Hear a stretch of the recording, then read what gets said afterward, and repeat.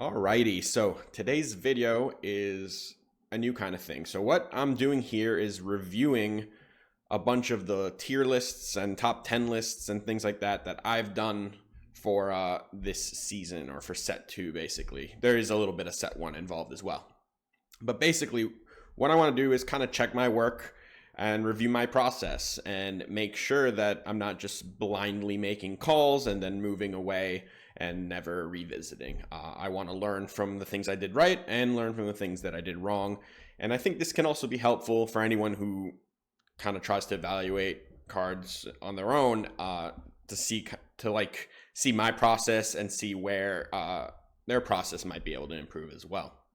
There's going to be a set of videos here that I'm not gonna feature these videos, but these are the 5 videos that I did with lists, and I'm gonna review them in this order. The first is a leader tier list that I did for Shadows of the Galaxy. It came out on June 24th, so that was before the set even came out. I ranked the 18 leaders. I'm gonna review a list of cards that I thought were overlooked. It's gonna be a bit of a shorter review. This is on August 15th. I'm gonna review the legendary card ranks that I did on July 5th. Look at a list of overrated and underrated cards that I made on July 24th, and then also review the last one, probably the most substantial one, the 10 best cards in Shadows of the Galaxy. I did that on July 15th, so it's almost 2 months, and we'll see kind of what I did. Did I get things right? Did I get things wrong? I think it's important to kind of keep your ego in check, make sure that, at least for myself, I want to get better at doing this, better at evaluating things, which in turn I think will make me better at competitive Star Wars Unlimited, and make the content I do better and more accurate, so that you can actually trust some of my opinions at least, and not just take anything I say for granted. Before we get going, if you haven't yet, please subscribe to the channel. Maybe check out the Patreon if you want a little bit more competitive content. All right, so the first video we are kind of looking at the list of is the leader tier list. This was just Shadows of the Galaxy leaders. It's from June 24th, and the tier list looked like this. I mean, I named the tiers kind of differently. I called it yes tier was the first tier, then probably, then maybe, then unlikely, and then no. In yes tier, it was just Kira. In probably, I had Han, Bosk, Boba, and Jabba. So of those 5 in the top 2 tiers, I feel pretty good about the top 3. Kira, Han, and Bosk would still be, in that order, my top 3 leaders. Boba and Jabba, I think, were misses. I'm going to show you an updated tier list, and we'll talk about kind of why I ended up where I did. But I think in this case, I misevaluated Boba primarily in 2 facets. One that I've mentioned before is the 6-cost leader slot. It's just an awkward slot when you have so many powerful 4 and 5 cost leaders. 6 just feels too slow, and on top of that, they don't usually get enough of a power boost. So Boba, I think, fell in that. The other issue with him is, while his ability is very strong, especially with ambush, there's too many strategies that don't really play to the board in a way that you can kind of get so much advantage just by ambushing them on curve. So he seemed pretty narrow. In a similar sense, I think, to like Bo-Katan, who's very lower, much lower on this list, is that he's like good at board control, but a lot of matches don't really go that way. Jabba, another miss, right? I think these 2 are pretty clear misses in their power level. I think my issue Jabba, first of all, he came out, he was the last leader revealed very shortly before I made this list. Did not have that much of an opportunity to test with him, so I was looking at him more like theoretically. And he read to me a little bit like Palp Jr., like that flip ability being very strong, removing a unit. I don't think I paid enough attention to the fact that his stats, 212, is just awful. He's not a board presence at all, which is a big issue for a 7-cost leader.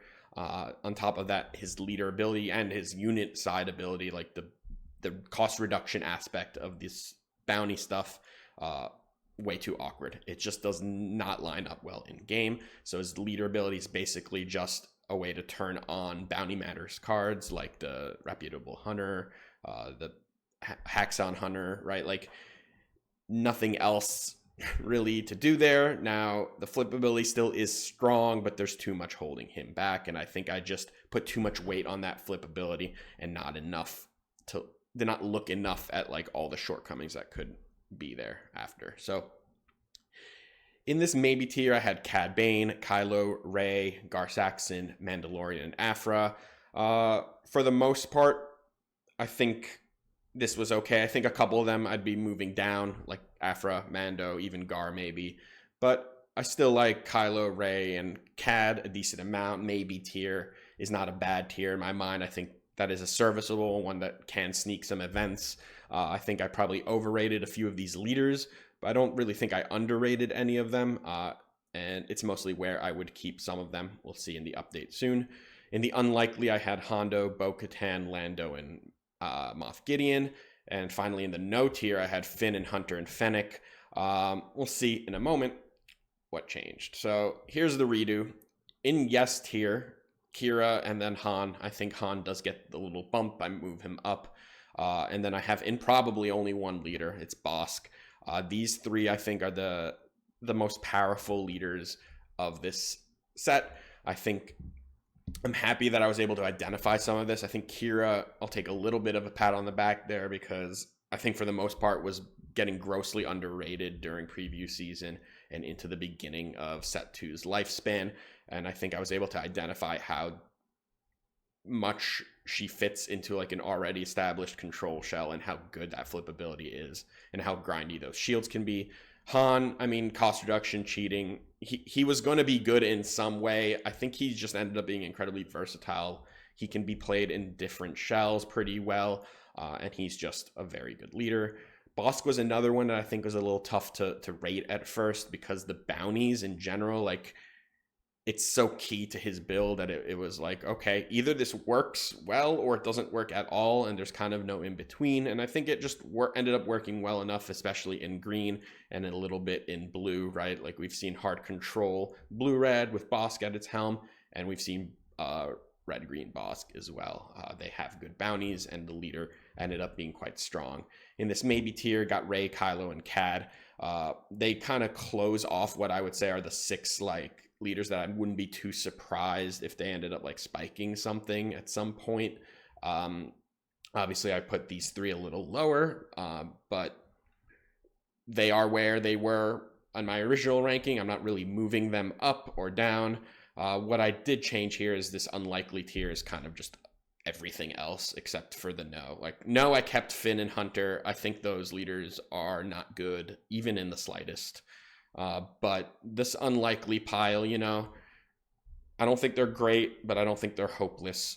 I know that some people might certainly want some of them to be higher. I think what I ended up doing here was just making my threshold much lower than maybe you'd expect. There's only 6 leaders in the top 3 tiers, and then there are 12 in the bottom 2, 10 of which are in this one unlikely tier. But yeah, you see Hondo, Gar, Boba, Lando, Jabba, Fennec, Bo-Katan, Mandalorian, Gideon, and Afra all in a tier that I am not particularly happy about right now, but certainly are not as hopeless as Finn and Hunter are. All right. So overall, I think I'm pretty happy with how I did here. I'm going to try to remember what the thought process behind Boba and Jabba, because I think those were like the biggest misses I had. I think I grossly overrated them. And also like remember the things that I think I hit on, like I think specifically Kira and Bosk, I think were pretty good calls in this sense. I think as far as all the like middling to no chance leaders, I think some of them weren't particularly hard to identify as like not being quite good enough. So not much there that I think would affect the process, but certainly there are things to learn. All right, so the next list, this is going to be a pretty short review. This is a video I made on August 15th, so it's a little over a month ago. It's of 10 overlooked cards, or basically 10 cards that I thought should be getting a little more play. So they were Jetpack, Palpatine's Return, Forces with Me, General Reekin, Top Target, Fennec, Ruthless Raider, Remnant Reserves, Frozen and Carbonite, and Dr. Evazan. So, you know, I think a lot of these cards actually ended up seeing more play, and I think I would I'm like pretty happy about this list as a whole. There's some cards that, you know, like Remnant Reserves. I still think there's like hope for that card, but it just isn't fitting right now and maybe didn't belong here. Forces with Me, I would actually still include on this list because I still don't think it's getting enough play in the Han Blue decks. But, you know, Top Target, Jetpack, Palpatine's Return, Fennec, Ruthless Raider, I think those are all cards that have increased in play in the last month or month and a half. So pretty happy about having them here. General Rican, you know, either he's going to work with like an Energy Conversion Lab green hero deck, or he's not going to see any play. And there's really not a general Energy Conversion Lab hero deck right now, so not great to have him around. And Frozen and Carbonite, you know, again, if you're hard control in villain, would play that card. It's still a decent card. And Evazan, you know, I go back and forth on him all the time, so I don't know if he was a worthy inclusion here, but I don't hate this list. I think I was able to pick up a little bit on Top Target, seeing how powerful that is. I think it's just such a core card in like any blue decks trying to beat Sabine. Palpatine's Return being an absolute powerhouse of a card as well. This was like kind of early in their like rise a month and a half ago, so happy to have them on this list. All right, third list is the legendary card ranks. This was made on July 5th, so really early. You know, I'll read them out real quick just in case you're just listening. So it was Poe, Darksaber, Snoke, Crate Dragon, Kylo's Tie, Evacuate, DJ, Dryden as the first 8, and then Mandalorian, Kylo, Rey, Final Showdown, Rule with Respect, Finalizer, Second Chance, and Endless Legion as the bottom 8. Now, the top 5 I wouldn't touch. I actually would leave them in that exact order. So we'll see right here, Poe, Darksaber, Snoke, Crate, Kylo. Really happy with that order. I think putting Evacuate at 6 was a major miss. I just, you know, I was looking a lot at the lists from set 1, the blue-yellow control stuff, and I thought Evacuate would just fit pretty well in those lists, especially with Boba, where you could even wait a turn to deploy Boba, do something like Evacuate, reset a resource, attack with Boba, reset 2 more, and just have a pretty good flip turn that way. But, you know, the card just ended up being kind of a dud.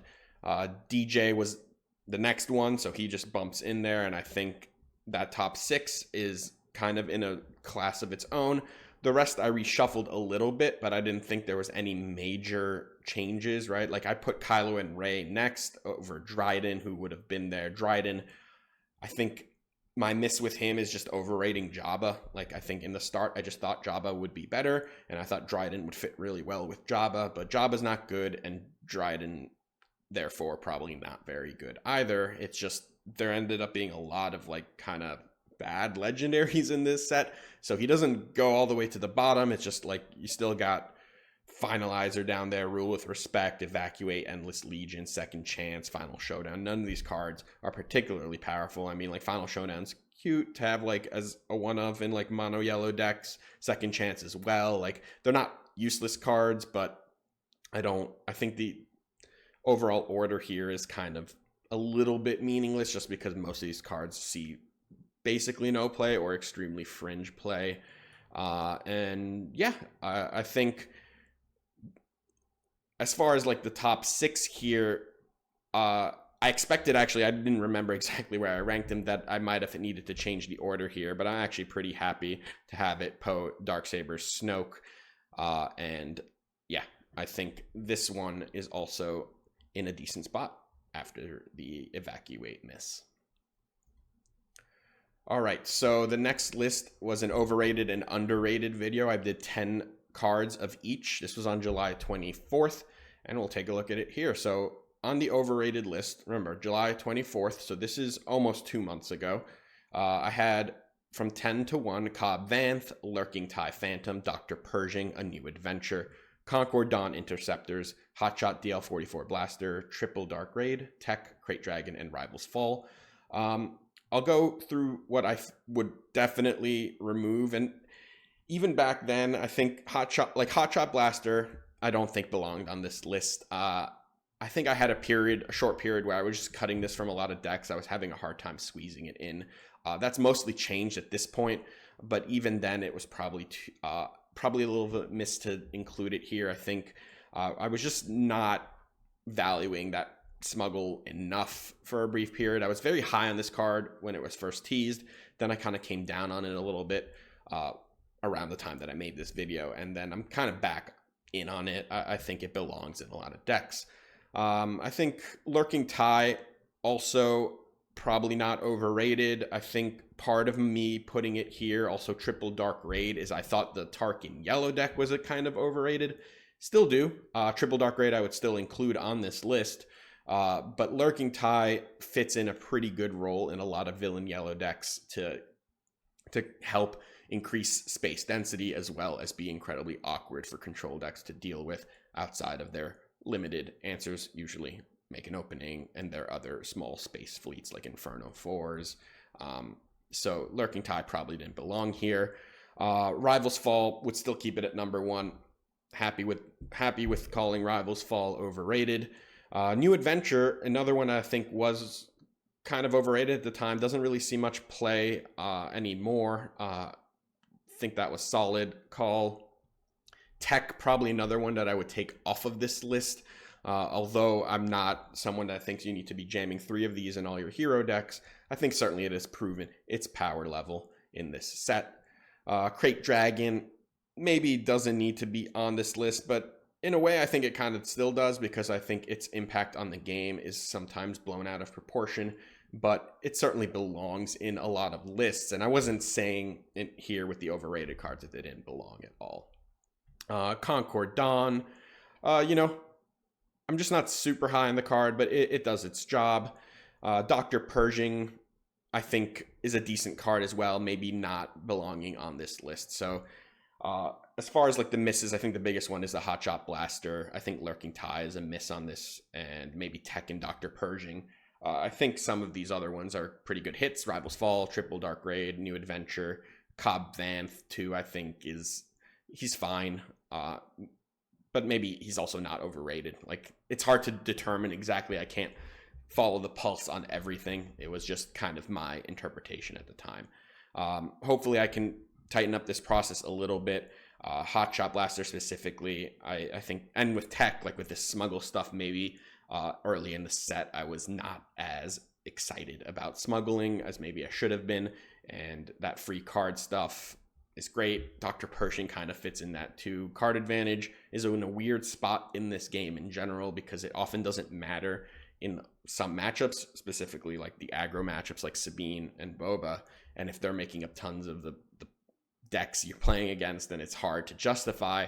But on the other hand, they're so good in other matchups that you gotta like find the right balance, right?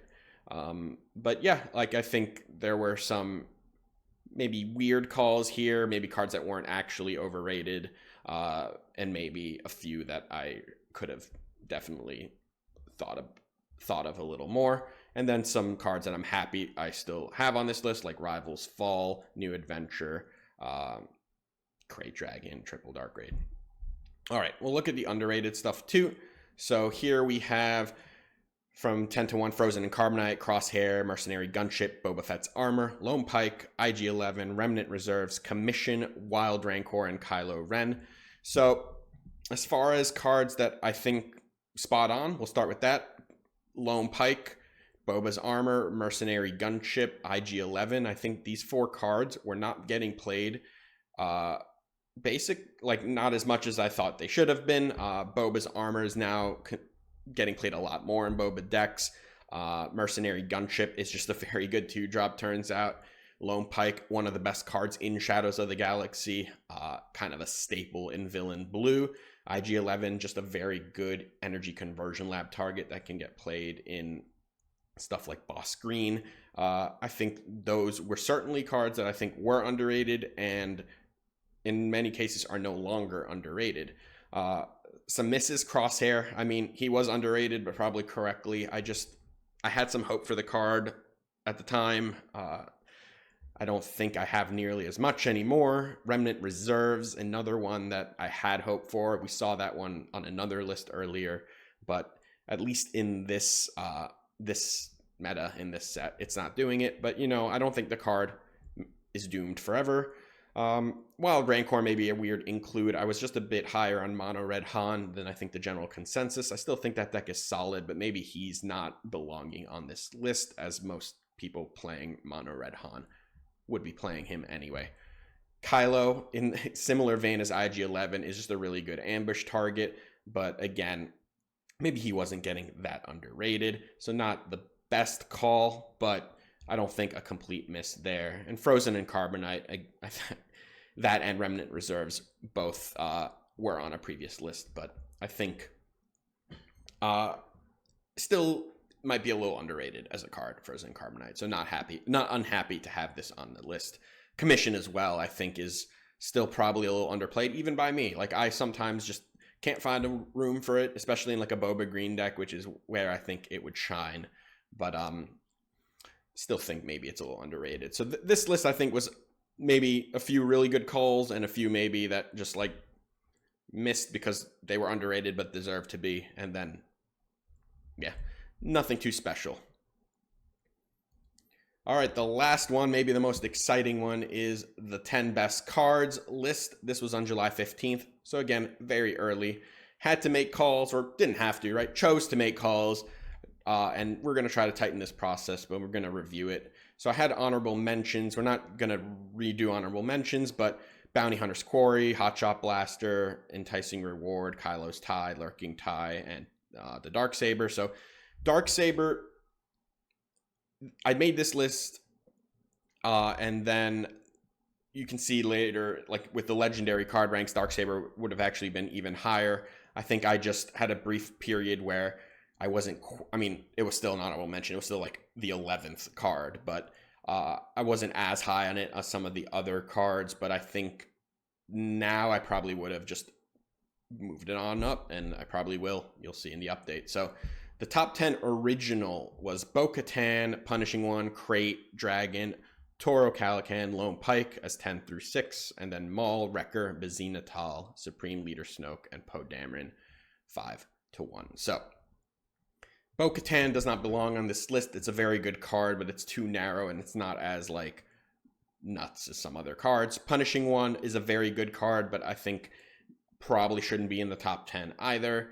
Toro as well. He's fringe. Like most of these cards would probably be in like the honorable mentions. There's going to be a few that are going to bump in, and then the order itself is going to change. But I think overall, not unhappy with this list as a whole. I think the order of some of them I would change, but Poe, Snoke, Bazine, Wrecker, Maul, these are all going to make the top 10 again. Lone Pike, Crate Dragon as well. So 7 of these will still be in the top 10 in a different order. But, this set's power level at the top might have been, not too high. So it might not have been incredibly crazy to like identify which the most powerful cards are. But between these 7 and then Darksaber that was in honorable mentions, there's not too many that are going to end up squeezing into the top 10. But we're going to see my redo. But before we do, we're going to put 7 new cards here that I would consider in this top 20 range, right? So Timely Intervention, Tech, McClunky, Top Target, Boba Fett's Armor, Palpatine's Return, and Fel the Dragon are all cards that I went through again, and I was like, in addition to the top 10 here and the honorable mentions that I already did, these are 7 more cards that I could see in this range. And then I remade my list, and it looks like this now. So I moved Crate down to number 10. Bazine moved down to number 9. I added a new card, Top Target, into number 8. And another new card, Palpatine's Return, into 7. Lone Pike at 6 and Maul at 5. They actually stay exactly where they were. And then we moved Snoke down to 4 to make room for Darksaber. And then we have Poe at 2, and Wrecker bounced all the way to 1. So, yeah, so the newcomers here, just Top Target. The card is just an absolute staple, mainly because of the Sabine deck. And if you look down to that row, 1, 2, 3, Wrecker, Poe, Darksaber, begin to understand why I think Top Target is so important, because I think this trio of powerhouse cards that have taken Sabine green to an absurd power level is kind of the justification for top target being here. Wrecker and Poe, you know, they're not only Sabine Green cards, but primarily, I mean, Poe does get see play in like Han decks, Wrecker sometimes as well. Darksaber is almost entirely a Sabine Green card. But those cards, I think, gatekeep this format way more than Boba does. I know Boba gets a lot of hate, or maybe not hate, but a lot of like talk about how his stats are incredibly pushed, and they are. But right now, I would say Sabine Green is the gatekeeper of Star Wars Unlimited. It is certainly the deck that I think about the most in my own deck building. I do not think about Boba until I have a plan for Sabine. These power cards, Wrecker, Poe, with Energy Conversion Lab, take that deck to a crazy level, and Darksaber really just puts a you have to be this tall to ride sort of feel on deck building. You have to have an answer or a way to beat a Sabine that gets Darksabered on turn 3, and a lot of decks simply don't, and that's why those decks are not good right now. So that's the reason I included them as 1, 2, 3. I just think they do so much for one of the best decks in the format, more so than something like Snoke, who I think is a fantastic card, but I don't think blue villain disappears if Snoke isn't in the deck, and that's why I kind of moved him back a little bit there. Lone Pike and Maul, I'm really happy about those. I think they're just very good cards. Lone Pike, I felt like I was pretty early on identifying the power level of that card. I think too much was being emphasized on how awkward his on-attack trigger is, not kind of understanding that 4/6 is an incredible stat line at 4 cost, and that smuggle is incredibly important. And turns out his on-attack trigger wasn't actually that awkward anyway. Palpatine's Return, I've called it the S tier of sideboard cards. I think that's basically what it is. I think that card is absolutely tremendous in any green villain decks as a grindy tool and a tool to combat discard decks. Bazine, very good card, just feels kind of core, especially with McClunky, which is another card that, you know, could have made this list or honorable mentions. Crate Dragon still, I think, belongs here just because it gives access to a finisher in a color that doesn't typically have them. So where could I have done better? I don't know much that I could have done to identify Top Target as being one of the best cards in the set, because I think it's incredibly meta dependent. But I will look out to more of these silver bullet style cards in the future and see like, okay, and like pay more attention to them, because it took me a bit to like get on Top Target and like realize its true power level. Palpatine's Return, what could I have done better to catch that? I mean, I don't know. That's an interesting one. I think with Top Target, it was another one of those like very meta dependent cards, but it turns out that just being redundant copies of the good cards in your deck, and I think maybe not focusing so much on the cost reduction, is what unlocked it for me. And I think at first I was just looking at it as a combo card with something like Kylo, and not so much as like, oh, this is extra copies of every big card in my deck whenever I need it. Other than that, I mean, every other card here was either on the top 10 or in the honorable mentions, so pretty happy with the process overall. Just thought it'd be cool to kind of revisit this. Of course, if you looked at the previous list, there's a few other cards that could definitely have been included, but yeah, well, like Timely Intervention, I think is really powerful. Tech as well. Boba's Armor, like all of these cards would be in honorable mentions. Fellow the Dragon, I think one of the better removal cards in the game right now, certainly better than Rival's Fall. But yeah, that's it for reviewing that list. So yeah, that's it.